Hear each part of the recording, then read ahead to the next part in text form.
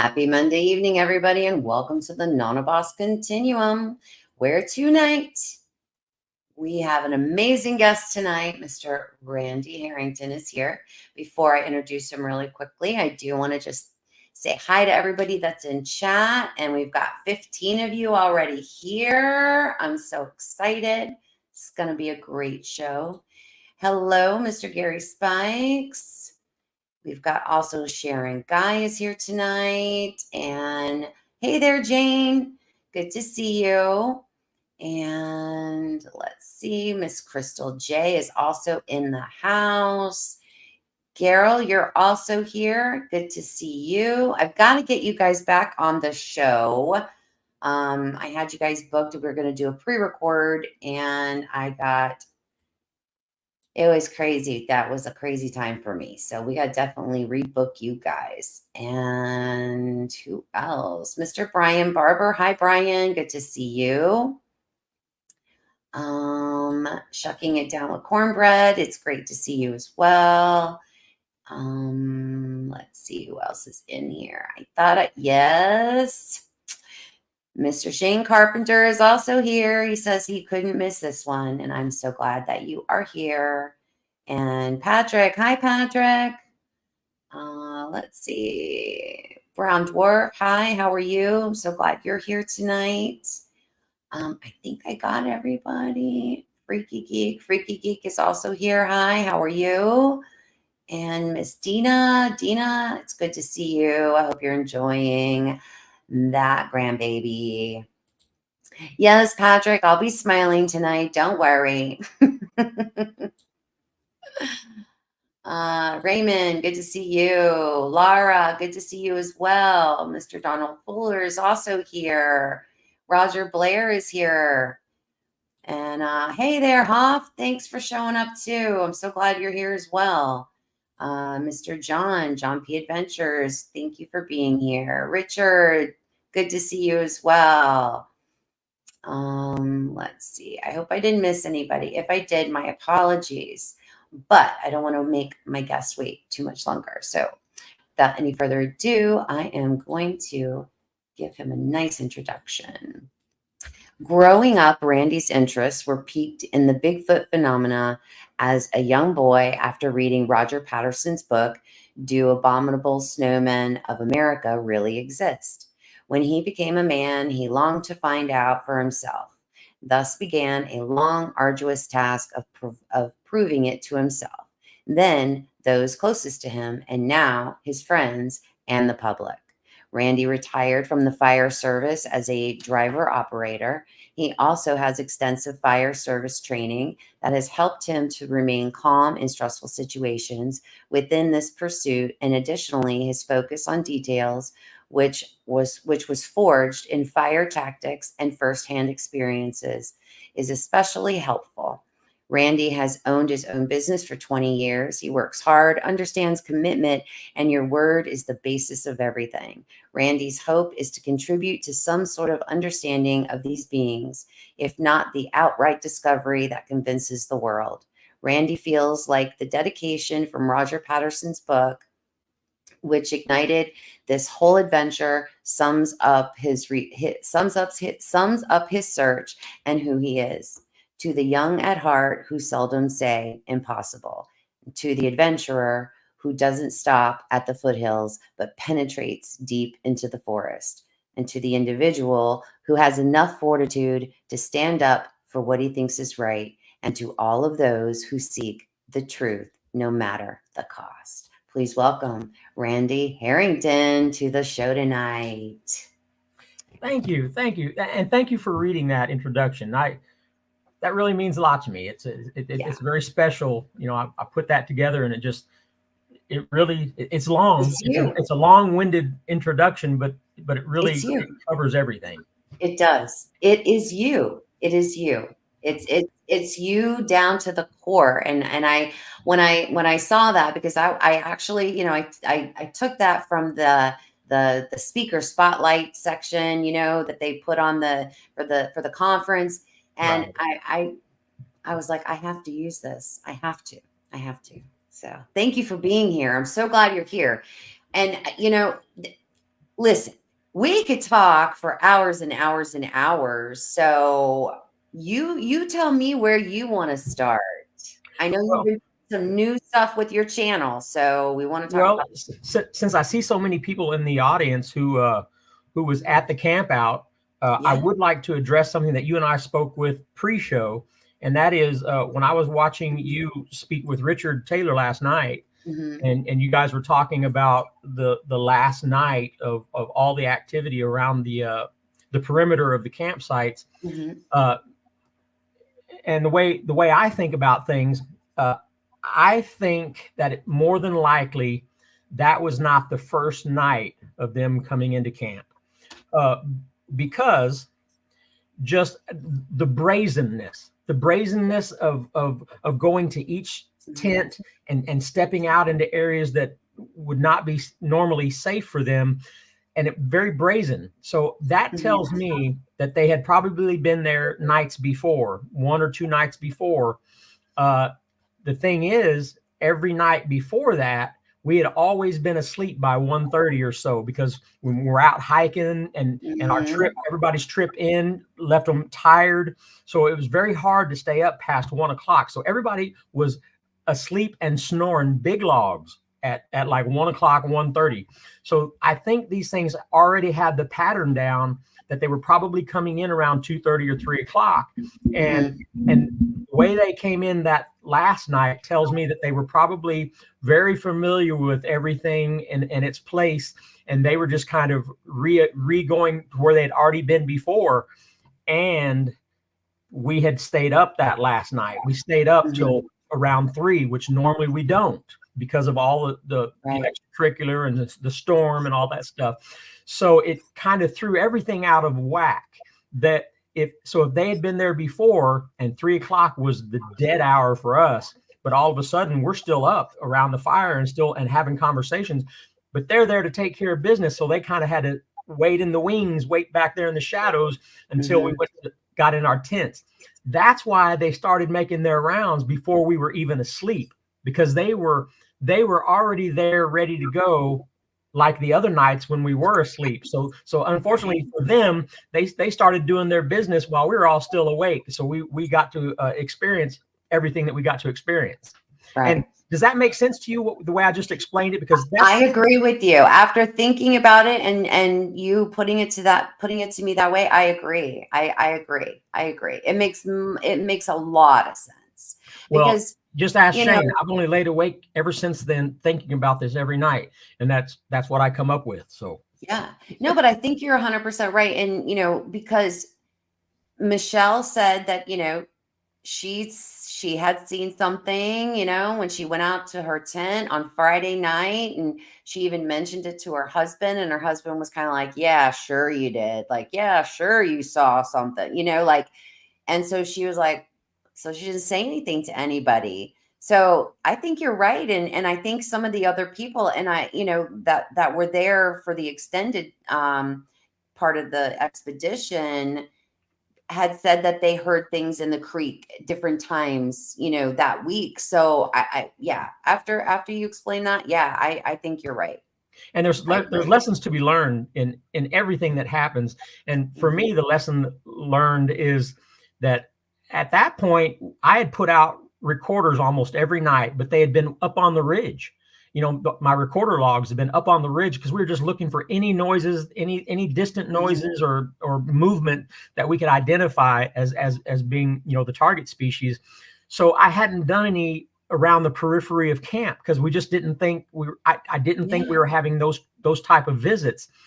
Now I regret not having one out behind my tent every night. And so no matter what, from now on, I should do that. I should have the thermal camera up through my tent ready to go. And I should have, even if it's the last night and we're leaving the next morning. And that's one reason that I don't. If I'm like, man, I'm going to be packing up first thing in the morning. I don't want to be going through the woods, having to collect all my stuff and I'm ready to hit the road. So that's another reason I talked myself out of leaving out a bunch of stuff on that last night. And that bit us in the butt. Because if we'd have had stuff out, we could have got some recordings, so yeah, I'm trying to learn my lesson on that. I am right there with you. I mean, I had my audio recorder. And I had put it in the tent. I had put, because I was going to actually take it. I was going to see if Shane, because we originally had plans, right, to go to a specific place, and us ladies were going to kind of do Right. what ladies do, and we were going to hang out in this like sassafras patch and see if, women talking and listening to our voices and us laughing, if it would bring them in. So I thought, well, I can take an audio recorder with me. I thought that's what I thought. I'm like, I'll just take my audio recorder. I don't need anything else. And I had put it in the tent because I was going to just grab it when we got ready. I had everything in my little bag. I'm like, I'm just going to grab this and take it. And then when the rain started coming, I'm like, well, you know what? Let me just put my bag and stick it in the car, and and that's where it stayed. And when I went to the tent to lay down, I realized I didn't have it with me, and I'm like, oh man. And then I was like, I'm just too tired. I'm just I gonna know chill. I'm just gonna lay it's down. easy to talk us down and talk us Yeah. out of going through that extra work and putting fresh Yep. batteries in and going Yeah. through it's easy to talk yourself out of that. I've talked myself out of it 100 times, and not very often has it come back to bite me in the butt. This time it obviously bit us hard. So that we should take that lesson to the bank, and from now on, no matter what, put Yeah. stuff out. Yeah. And I'll bet the film crew doesn't leave early again. Right. Well, I felt yeah. so bad for them, I don't know. I mean, you never know how the cards fall, and Yeah, if they'd have stayed there, then we might not even had visitors. I mean, that's true. it's just You crazy, never know. right? Never know. Okay, so we talked a little bit before the show, like you're kind of taking your YouTube channel in a little bit of a little different direction. You want to talk a little about that? What we can be looking forward to. So Well, make sure everybody goes and subscribes to Randy's channel. yes, please. I'm about 19 subscribers shy of hitting 500, and but I'm very excited because when I did the presentation at the Missouri conference, I did it in a format that had PowerPoint, and so I took that same PowerPoint and I found where I could have myself on there explaining the PowerPoint for my YouTube, and it works amazing. So now I can go back to everything that has ever happened that has audio and pictures and show you exactly where things happened and Yeah. what I was doing at the time. And I can draw arrows and draw maps and pathways through the woods and all this kind of stuff. So I'm super excited. And right now I'm putting all the pictures together for the walkie-talkie incident in the Kiamichi Mountains that happened in 2009. And I've got the pictures of us loading up the Polarises, the campsite, everything, and the rock cairns and everything. So I can't wait to put it together and let everybody see those ridges, where we traveled, where the rock cairns were found later with those two items in it, and just everything about that. And it's going to be easier for people to understand when I tell it as a storytelling event.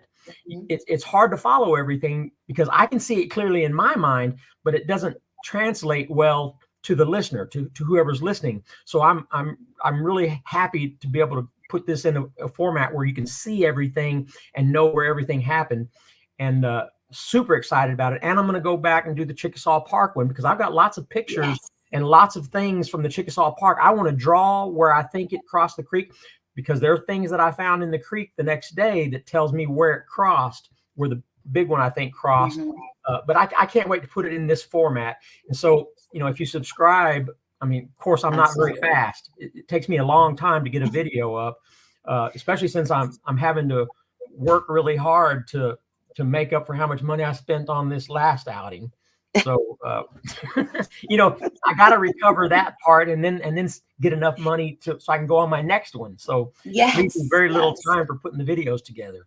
Exactly. I know the feeling so well. So I want to talk, let's at least talk a little bit about that Chickasaw Park encounter. Sure. Because I think one of the things that you and I had talked about a little way back, about that communication that they were kind of doing prior to them kind of actually meeting up. I definitely would, if you can talk about that tonight, that'd be great. I didn't even think about when it was hitting the lantern post with the stick as being a communication for the big one that was across the creek until somebody brought that to my attention, and it really, a light bulb popped over my head, because it made sense. Because when he did hit the tree and the big one crossed, it seemed like the big one was right where the creek was, behind where the little one hit the tree. So that tells me that, how did it know to be there? Well, when it was hitting the lantern post throughout the park, that must have been to let the big one know where he was going through the park. So he's hitting these lantern posts going from trash can to trash can. So for that big one to be right there on the other side of the creek when he did hit the tree, and then it crossed the creek, that means he had to have been following him along the other side of the creek, right? Knowing where he was, because he was hitting the lantern posts. Mm-hmm. And the fact that he'd never hit a tree up to that point, and then when he hit the tree, the big one crossed the creek, that tells me that they had to have a pre-planned incident, an incident where, don't hit a tree unless you need me, because you hit a tree, I'm coming over. Or if I bet, since he was in there looking for food in the trash cans, which had been pre-set up by somebody else to do baits in those trash cans in the off season, I think they had a pre-signal set up where you find some food in the trash can and hit a tree, and I'll come over. But instead, he hit the tree because he saw somebody camping that they didn't expect somebody to be camping there in the off season. Right. So that's just what it told me, that they were clearly communicating with those knocks and taps on the lantern post. And it's really pretty brilliant. We've known all along. It's hard to put the details to it, but when we hear knocks and all the things, the rock clacking and things that are going on, I mean, we have to assume that they're talking to each other in what they think is a private language, that we don't understand, that they're tricking us. They don't understand that some of us know what they're doing when they're doing these things, but to them, it's their own little private secret code language. That's why I don't want to mess with it. I don't want to knock, and I don't want to do these things. I don't want to interrupt that at all. Just let them do their thing and enjoy it. Enjoy. Let it finish out what they're doing. Don't confuse them. Just enjoy it for what it is. And right. And so. No, I agree with you 100%, because if you don't let it play out, if you interrupt, right? If you interrupt an encounter, or you interrupt what they're doing, we don't learn anything about their behavior and about the way they think, and about that, they're self-aware. It's not like they're a bear and they're just, primal instinct looking for food and then moseying on. It's not that. I mean, if nothing, like from this encounter that we all experienced, like we just talked about, that was some premeditation going on to be very tactful, There's going to be another show that I'm going to put together on my YouTube that involves that bluff charge up in Washington. What preceded that bluff charge? I'm going to show where it happened. I'm going to show everything up there, on the map, and the things that preceded that bluff charge. There was a triple knock. Could have been rock clacking, but it was at a distance, and so there was 3 knocks, pat, pat, pat. And it was at a distance. And then it got much closer. And then there were 3 loud, fast knocks. And he's already in an agitated state. Right. Then he whistles. And at that point, I'm like, he is talking to another Bigfoot. There's another Bigfoot that he is giving these signals. I don't think that any of that was directed towards us. He was being aggressive and agitated. But I don't think he was talking to us. I think Right. for him to whistle means he was telling somebody shit's about to happen. And maybe the other Bigfoot was across the logging road on the other side of us, and he says, pay attention, shit's about to happen. And that's when he went into this temper tantrum, tearing branches off and stomping back and forth, and eventually comes out on the road and runs towards the truck.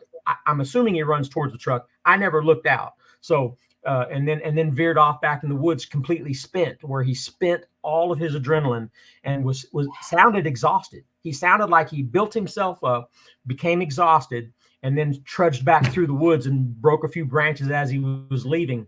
But as a communication, the whole thing, even the bluff charge, I still can't be sure that it was really directed towards us. I thought he was going to hit the truck when he was running. I braced myself for impact. I thought he was going to hit the side of the truck. Never did. What if that's just a display to another Bigfoot? Because he's clearly whistling to another Bigfoot and clearly tree knocking to another Bigfoot.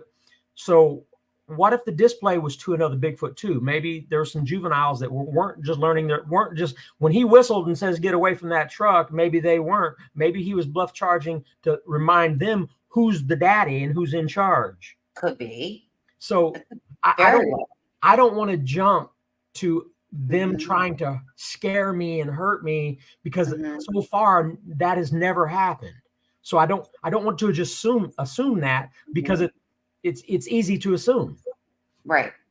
Yeah, because you're right. I mean, he could have just been, that could have, again, going back to that, when you let things just play out, it's that behavior that we learn. You learned that they even, listen, not a whole lot of people that I've heard really talk about hearing from beginning to the end of a bluff charge, right?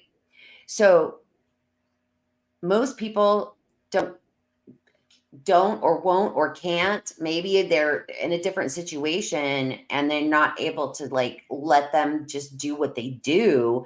But you learn something from that, by letting it play out. So right. And Shane and I even talked about that same situation at the 400. We've got a recording. I don't even know why we would assume it's the male, just because of what we heard, but something is kind of rummaging through stuff in our campsite. You can just hear movement where something is very close within our campsite, checking things out. And then as it's leaving, you hear a very loud branch break, pow, like it was broken on purpose as it was vacating the area. And we've contemplated that. We're like, could that have been the big male? And why is that pattern where he's clearly looking around and checking things out, and then has to leave with that statement of crack, breaking a big old branch? And I'm like, I said, he's probably being watched by the juveniles, and if it was the male, he's probably letting them know, okay, these guys are okay. I'm going through their camp. There's nothing dangerous here, but I'm still the man in charge. He's leaving. Who knows how they make statements to each other, unless it's by making a big break or something. That's how I interpreted it, because to me, it just didn't. It could have turned tables over and thrashed things around in the campsite, but it was just meandering around, checking things out. And then the branch break was as it was leaving. So to me, I'm trying to figure out what that means to them, and who are they talking to, and why is there a little one that needs to be put in check by that action that reminds that little one, I'm the one in charge. So you bring it to me first, and I'll let you know if this is okay or whatever. Yeah. Or you never know. I mean, he could be just saying, this is what you do. You know what I mean? Like, it could be a very, a parental instruction to, those sub-adults. Maybe it's just, this is what you do. This is how you handle it. This is what, I mean, you know what I mean? Like, but the behavior is, we're never going to understand the behavior and learn to build that level of trust right? Yeah. Without letting, we have to learn from their behavior. We have to Well, let them. I think Shane and I, and you and I were talking pre-show. He and I have a really Mhm. professional relationship. Yes. He's my friend, of course. You know, we've known each other for 5 years or more. So we clearly are friends. But when it comes to Bigfooting, it's almost like a professional relationship where, you know, we try to diagnose things and we try to come up with sensible, reasonable answers to what we're witnessing and what we're hearing and what's going Mhm. on. And so he and I have an understanding that, even if we disagree, it's not really a disagreement. I'll tell him why I think this way and he'll tell me why he thinks that way. Mhm. And a lot of times, I'll have to alter my thinking because of what he says makes sense to me, or vice versa. And so, and we'll meet in the middle somewhere most of the time. We've never had a disagreement where we're just like, I disagree and I'm over here and draw a line in the sand and you disagree over there. It's never been that way because we both are very open to what we're experiencing out there. But I think we have an understanding now. And in the beginning, there was a lot of fear, when you have things happen that are fearful. But at Mhm. this point, almost everything that happens, I think we will let it play out and look at it as some type of communication that we just don't fully understand yet, trying to understand it. And Mhm. that's why we'll let it play out so we can see what it's telling us. Yeah. Following the data, right? Right. Let's I would love for you to talk about, because there was something that you mentioned in one of our conversations at the camp out, and I absolutely, it just struck a chord inside me.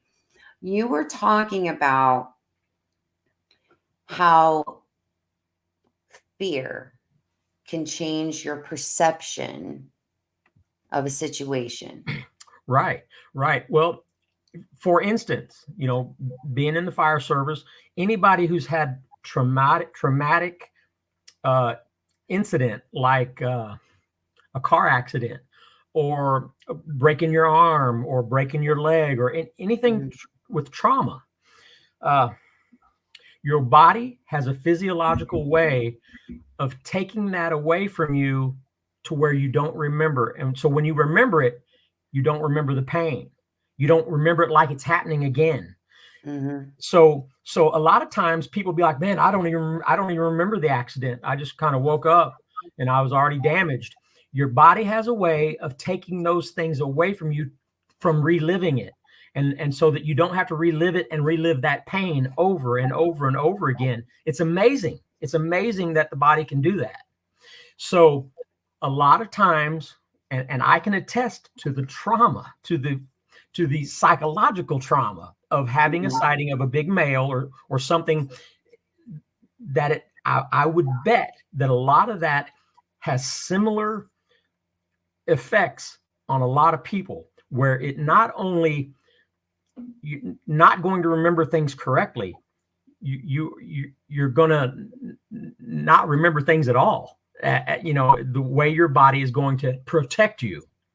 So you have to think that may be some of what's going on out there with these outlandish, Bigfoot abilities and things like that. But I do know that the trauma. If I didn't have that truck around me, I'm not sure I'd have been able. I don't know. I mean, I almost started my Mhm. truck up as it was with me thinking he was in the bed of my truck. So I was about to start my truck up and fly out of that park with a Bigfoot in the back of my truck. I thought. Uh, so I can imagine if I didn't have that metal shell of a vehicle cocoon protecting me, I'm not sure. I probably would have had a heart attack. I probably would have had a heart attack. Yeah, because you actually even said, when you described that moment for you, you were like, I even leaned forward because I was afraid it was going to feel my heart beating Right. through the to the outside of your vehicle where they were touching it. Like, Yeah. That's a scary moment. Yeah. So I don't be surprised that we may still learn things about the human body when it comes to an actual sighting and what goes on in your brain and what parts is your brain trying to protect you or whatever. I'm just saying maybe because of my firefighter training, that allowed me to take in more details without completely dropping over the edge of fear. Right. Being in the fire service, I mean, I've been in the middle of fires where I've had to drag somebody out by their collar and thinking the floor is going to cave in, and just extreme pressure and fear. So if I wouldn't have had that experience, that kind of got me ready, got me prepared for it. Right. So and I still wasn't ready. I still wasn't ready for it because it's a different type, but yet it's still somewhat similar in the fact that it's fight or flight type situation. But I can only imagine, a regular person without any type of training. It's some real trauma. Yeah. I mean, I agree with you. I mean, I'm a property manager and I've been doing it for a long time, really long time. And I've had that same kind of thing where like I'm the one that has to be in charge and I'm the one that has to keep my head.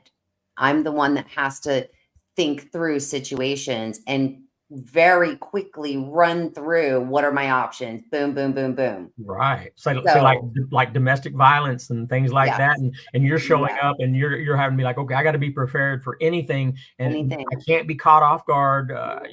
Yeah, I understand. Yeah, yeah. So I get it. I get it. And it's probably why I am so I never really kind of thought of it like that, but I think that is probably one of the reasons why I am as calm as I am when I'm out in the field because I'm just not a lot rattles me and unless it's a spider. If it's a spider, then it's a different story. Well, I mean, I wouldn't have known how important that is. I mean, if all the things that wouldn't have happened got us where we are today, that I can say it now looking back. Yeah. But at the beginning, I couldn't have said it looking forward. I can only say it now looking backwards. Hindsight's always 2020, right? Right. So what else do you have coming up? You've got any of your like I know that you've talked about the Kiamichis and how you love that, love that area. So is there someplace specific that you go to or Yeah. Well, I mean, if you watch that video that I did showing patterns in behavior and communication, that ridge, that's the main place that I have gone for the last since 2005, and had so many things happen on that ridge. And I mean, it's within close proximity of the Humphreys cabin, which everybody knows about the Humphreys cabin. And I've got circled on that map at places where people have experiences that I'm actually going to try to get. I'm going to take a video of a gentleman talking about while he was building a cabin there, not too far from there, had an incident happen. And I'm about 15 miles, give or take, as the crow flies, straight across the mountains to the North America Wood Ape Conservancy area. okay. So there's nothing but cedar woods between me and them. And I would imagine, we're probably dealing with some of the same creatures that they're dealing with. But the funny thing is, we've had just as many rock throws and incidents happen. I had the walkie-talkie and the photograph returned in rock cairns and things like that. So I've had these benevolent, easy communications or encounters with these creatures if they're the same or whatever. And then 15 miles away, you got these people actively taking shots at them and trying to hunt them and kill them. And so it's just kind of interesting how in 10 years of chasing them with AK-47s, they haven't gotten any closer. As a matter of fact, they haven't had as good activity as we've had on that ridge where I'm at. So it's just funny. Yeah, if I understand it right, they're not really. Are they still active in their area? I don't think they are anymore. Are they? Who knows? I don't. Yeah, I don't know. For some reason, I was thinking that maybe I heard somebody say on a show or something that they're not really. But yeah, no. That says a lot though if you think about it, because here they are actively. I mean, they're actively hunting them basically, which is I'm not for at all in any way.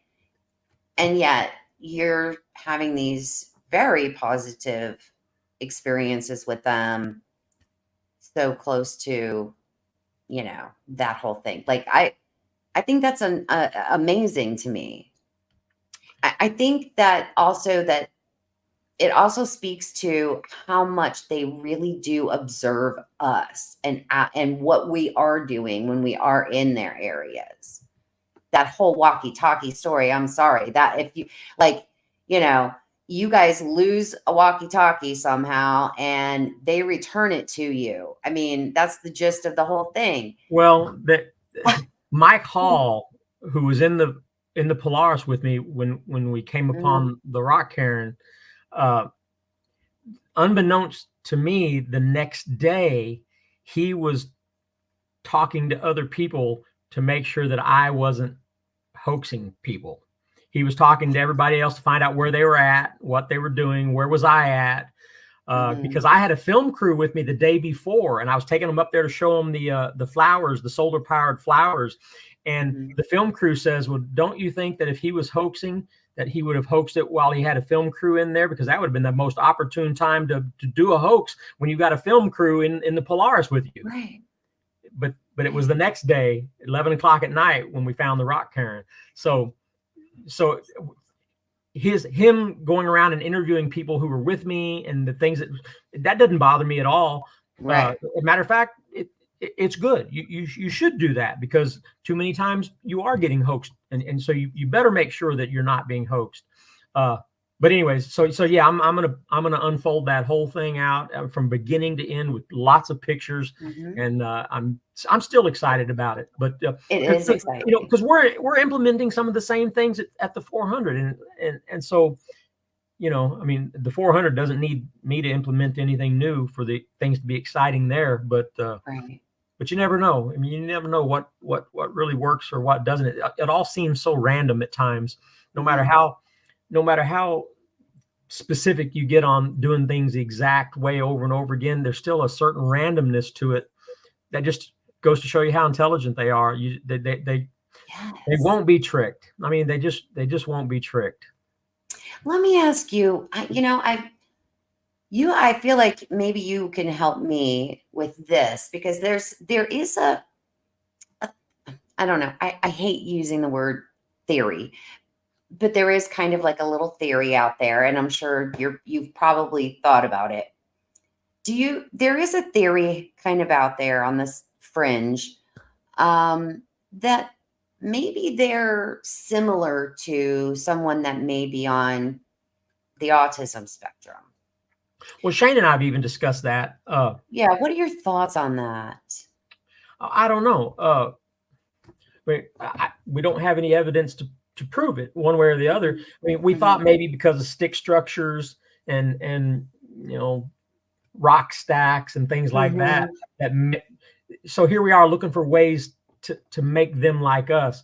It's kind of like that's a valid point. It's kind of like when there's rock throwing, we look at it as, why would I throw a rock? Well, I'd throw a rock if I want you to get out of here. So they interpret things from a human point of view, even though So unfortunately, maybe they have autistic tendencies, but that just may be a higher thinking, maybe even higher thinking for patterns and details that has nothing to do with autism, but just because of their intelligence. So I don't know, but yeah, it's easy though to look at anything that we don't understand and then look at a pattern and say, well, that matches a human over here that has autism or is on the spectrum.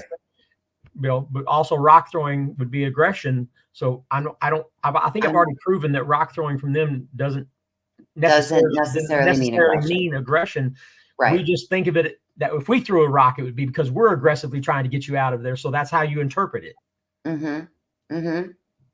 No, that's the perfect answer, because I've often thought about it, like I mean, there does seem to be on their part a need for what's the word I'm looking for? Order, like what order to things or well, one time, a pattern, right? One time me and Shane I bought some clay tile dominoes, and we set up a table, in our campsite with the ridge above us, and we had a light on, and we were playing dominoes, but we were slapping the dominoes down really hard, so you hear them clackety clack clack clack, and and they've got the dots on them with the patterns. So we played dominoes a lot, and just made sure that if we were being witnessed, that they could watch us, and we were tapping them on the table to make the noises that we thought would interest them, and then we'd go hiking and just like leave all those sitting on the table with all their dots and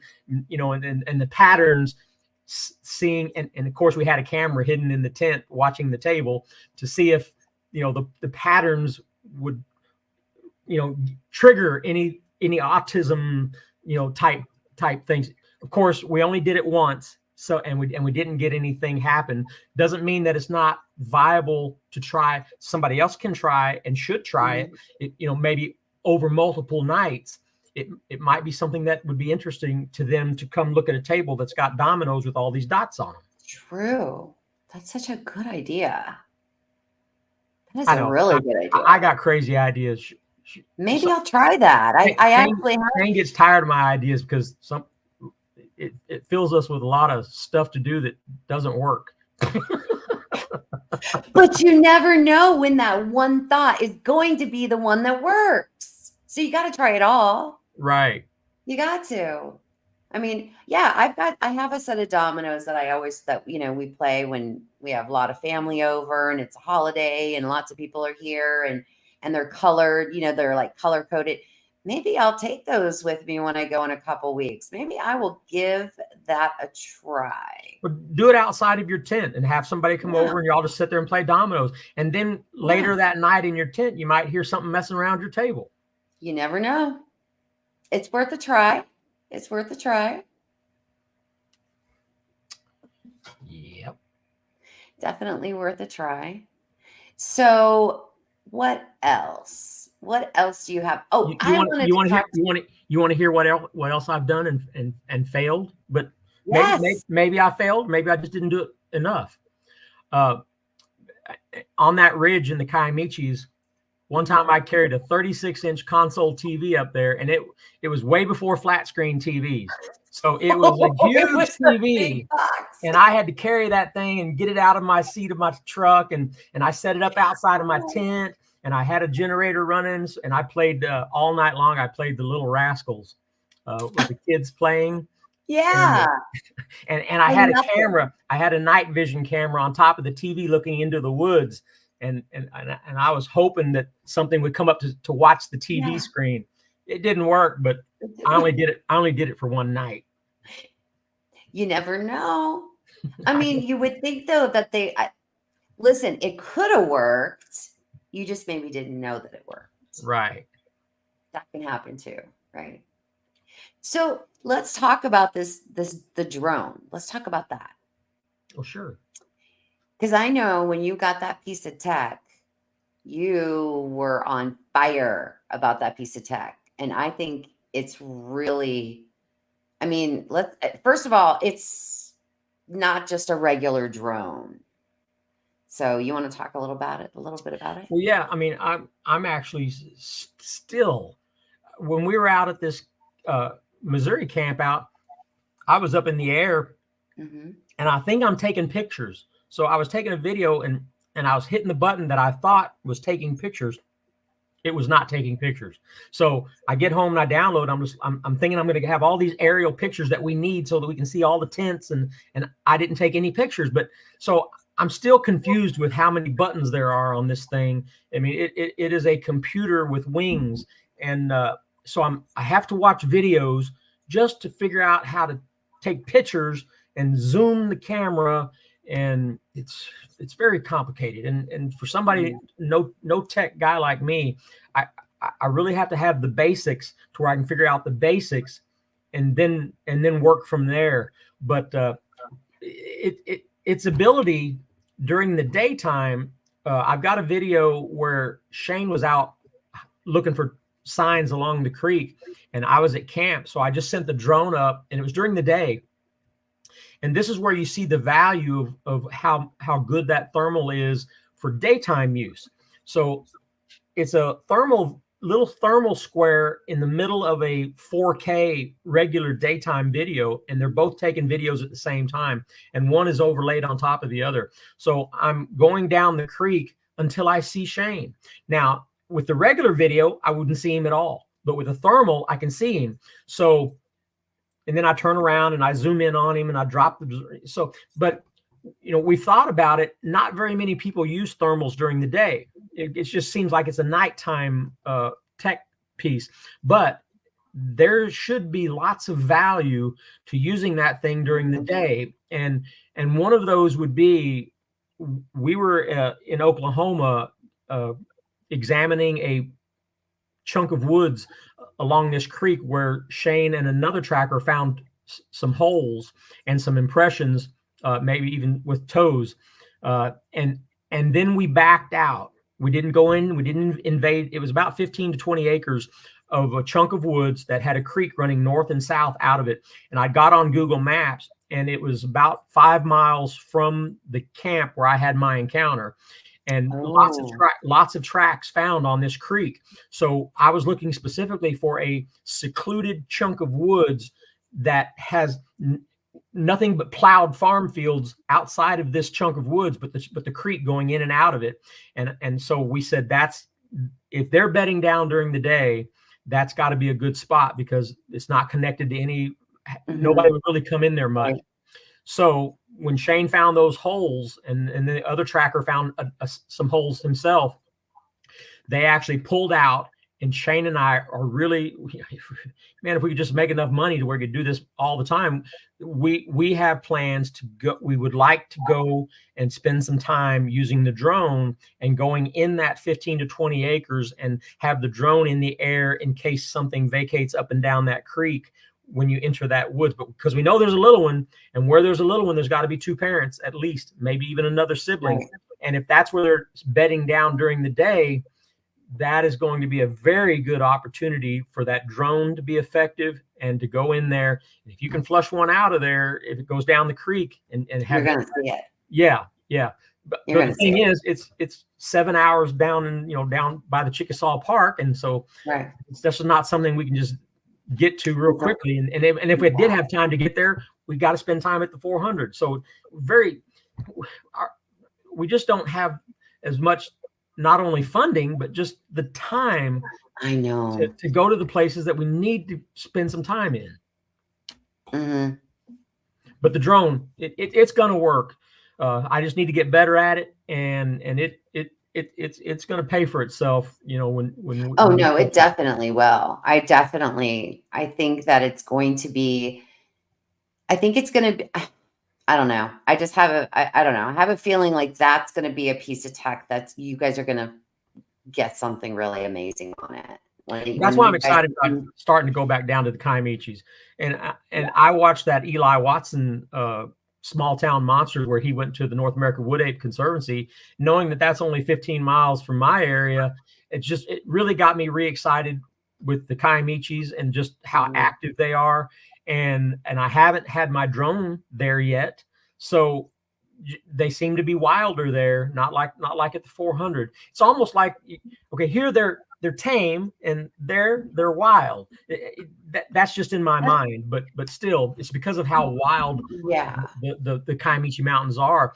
But I just think sending that thing up in the air when you're having rocks and stuff thrown at you in the Kiamichis, and you got to be able to find them. Mm-hmm. Well, I'm trying to remember. I can't remember exactly when it was, but I had John Vanderventer. He's an author. He is the author of Relics 1, 2, and 3, and he's told me, like, he shared with me, like, he's had he lives there in the Kiamichis, like that's where he lives, and he's had some interesting sightings, experiences there. So I mean, I can only imagine like how active that area really is, you know?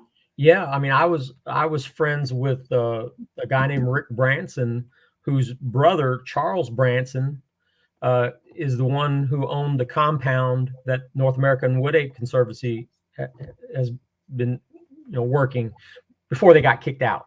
Uh, so so Rick actually gave me the combination to the lock to go into that compound, and he told me about all the sightings that they'd have. And so anyway, so Rick actually lives off down by Honubby, not too far from Honubby, and I was visiting him at his place, which is off the main road, way back into the woods, and it drops off into a deep, deep valley there. And he said one night, he said he came out on his porch and had to blow his shotgun in the air to get two of them to shut up. They were arguing in his driveway, and he said it sounded like two Chinese women.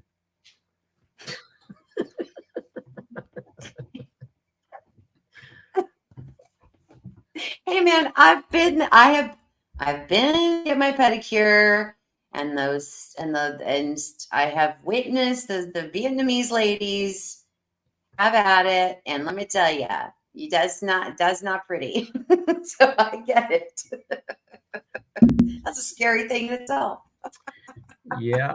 So yeah, there's all kinds of stuff going on down there. I mean, and where are these things going? I mean, just because there's more cabins being built, on those ridges and stuff down there, where are these animals going? They're still there, or whatever they are. They're still there. That's why I'm kind of excited. The area where I've had all this activity for the last 13 years or more, they're actually building on that ridge, but there's another ridge behind that I don't think it. I just think it will concentrate movement on that other ridge, that secondary ridge that runs parallel. So if you're building cabins on this ridge, I think they're still going to need the same travel patterns, but now they're going to transfer over to this other ridge that runs, and that's where I want to move my new campsite. So right. It makes sense. I mean, that's logical. That's a logical thing for sure. Yeah. It's a definite logical, progression.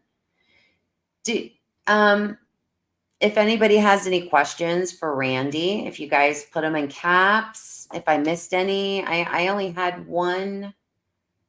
I only have one start. I didn't see any others, guys. So if I missed them, my apologies. So I know that we also talked about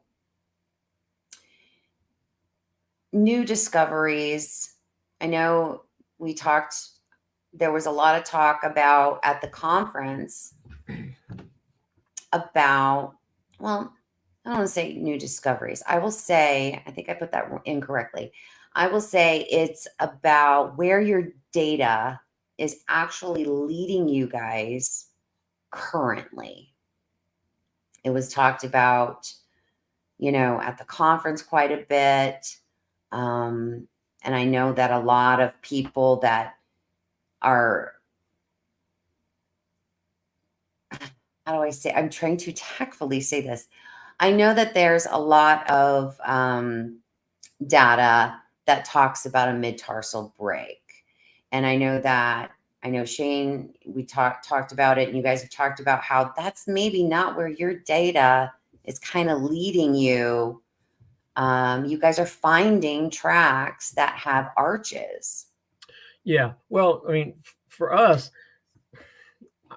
and I can't speak for Shane. All I can do is say what I've heard with him in conversation. And we're seeing a lot of where the soil is being pushed back by the ball of the foot once the toes push off, and it just bunches up the soil within the footprint.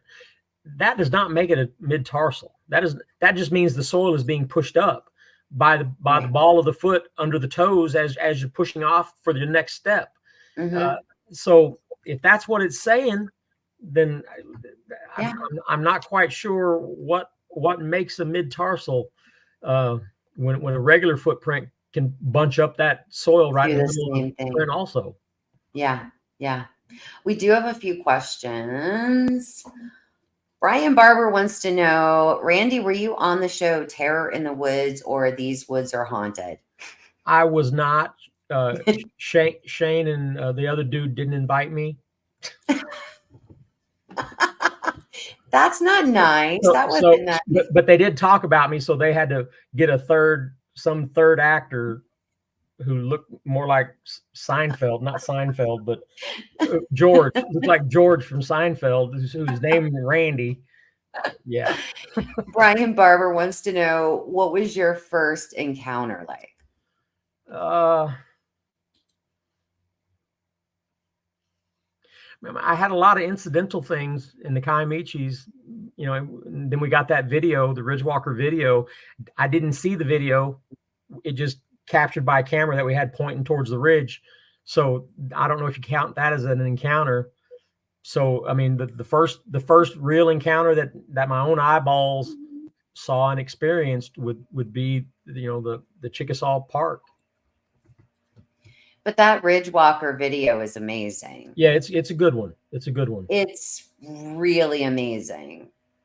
Like yeah. I was like, I mean, I was in the back of the room, but I was like, OMG. I saw that video. I was like, and what makes it so good is just that over the years, the same stuff is happening from that same other side of the logging road, which, you know, like I said in my patterns presentation, that adds value to the video itself. That 12 years later, we're back there with me and Shane, and rocks are being thrown into our campsite, and Shane goes and finds that it's still in that same area across the road where that video was taken 12 years earlier. It's amazing. Patrick wants to know, how's the stump camera doing? Well, if it's working, which we don't know, it will have the world's greatest Bigfoot pictures on them right now, because all the pawpaws are gone. So something has stripped all the pawpaws, and the stump camera is right there by the pawpaw trees. We just got to get down there in the next 2 or 3 weeks and see if that. The first time I pulled the flash card, there was nothing on it, so I don't think I had it set up right. I thought I had it set up right the second time because it said that it was connected to the remote control sensor. So that's all I look for. When it says it's connected, I'm assuming it's taking pictures. So we won't know until we get back down there. Do I have the same problem that I had the first time where I'll pull the flash card and there'll be nothing on it? Or it could have the world's greatest pictures on it right now.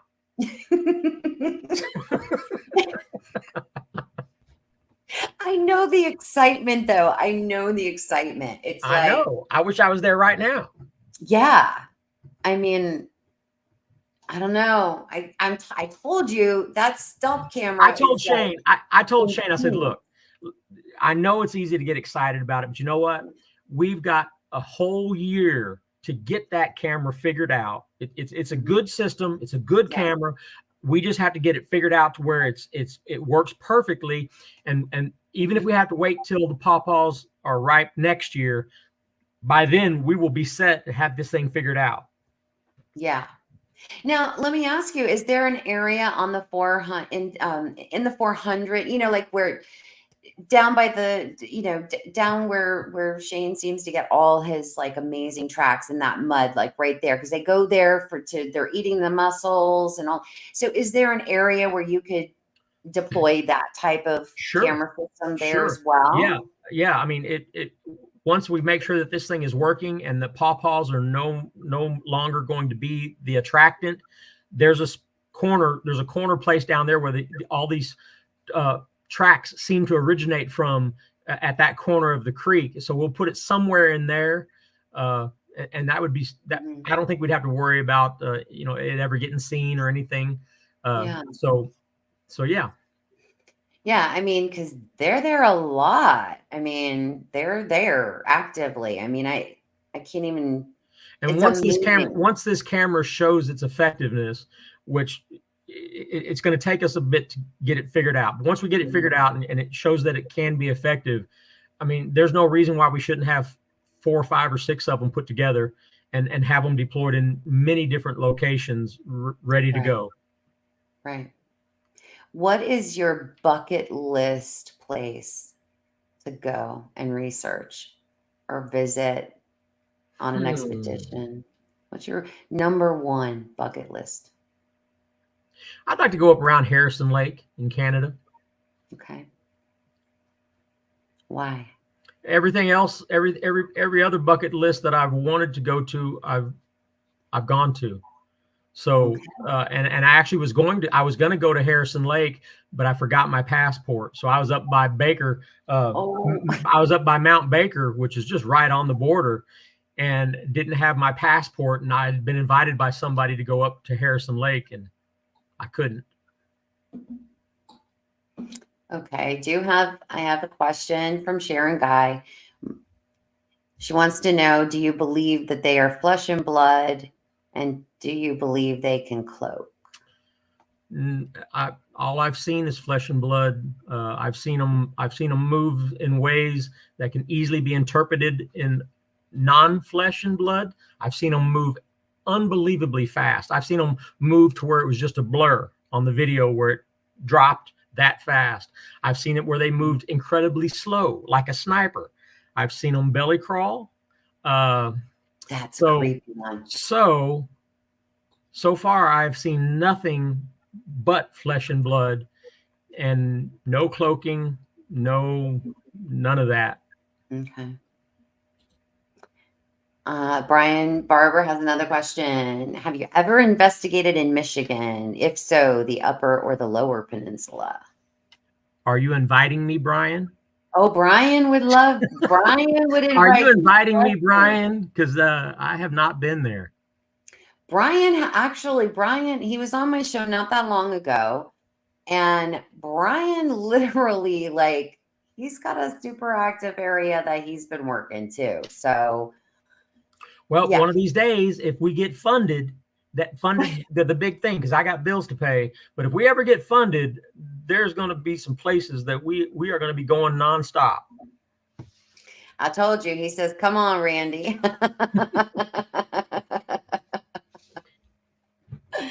Yeah, shucking it down with cornbread.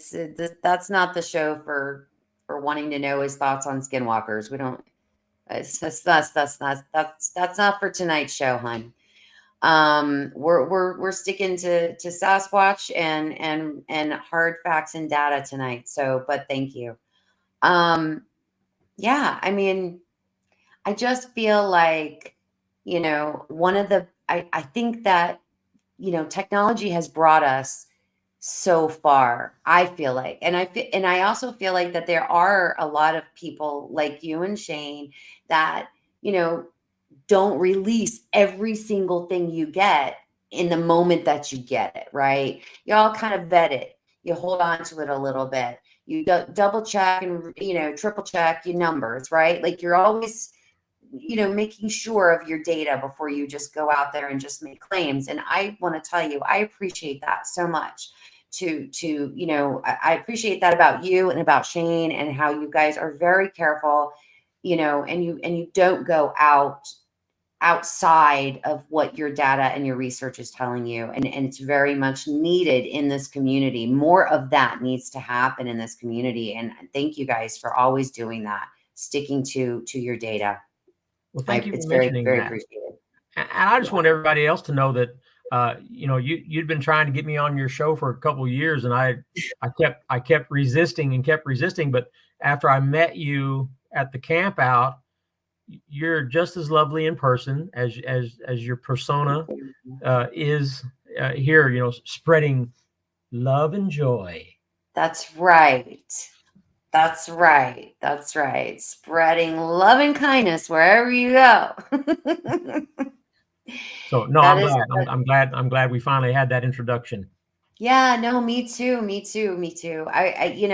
There was a conversation that you and I had several months ago, and I got off the phone with you, and I have to tell you, it changed how I thought about a lot of things. And it made me really think about very deep subjects. And I told you, I think I messaged you, and I even said to you, I'm like, listen, I appreciate you, and I respect you, and thank you. And and it means a lot. Like I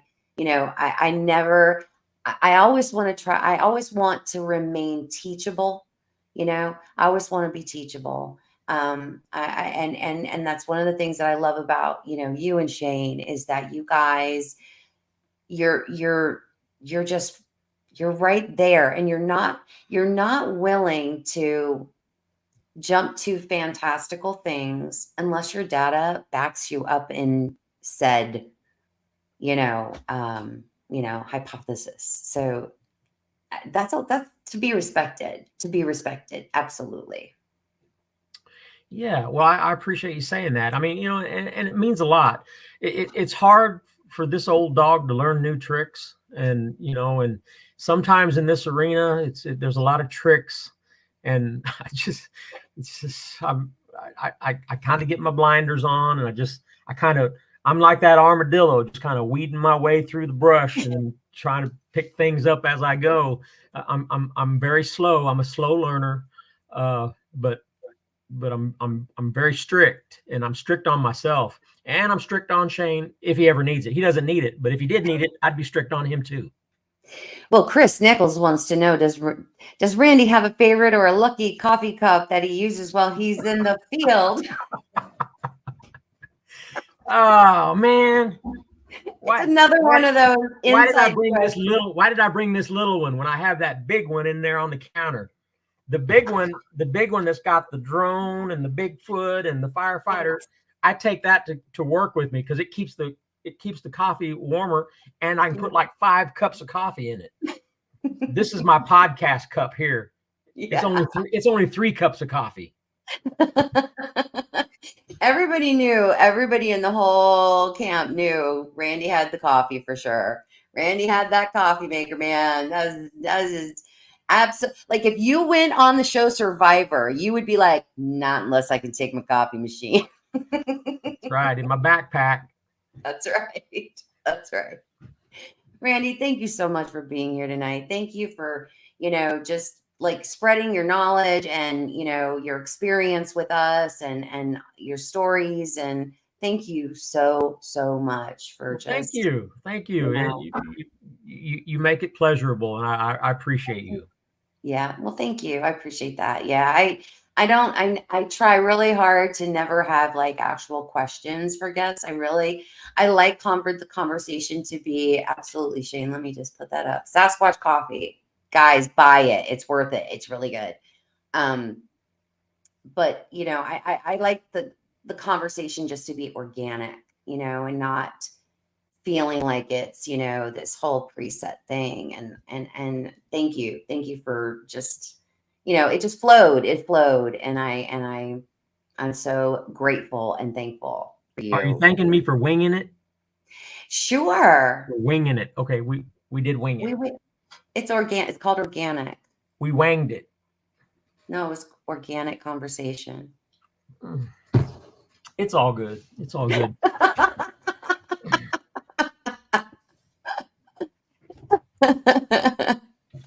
Thank you so much.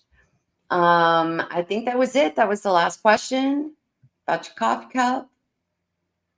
And I cannot wait to hear more about how it goes in the 400. I'm hoping you guys will come back. Maybe I can get the 2 of you together and come back and share any new information or data research that happens this season. Well, Shane was just out there Saturday, and he found a new hole with a stick.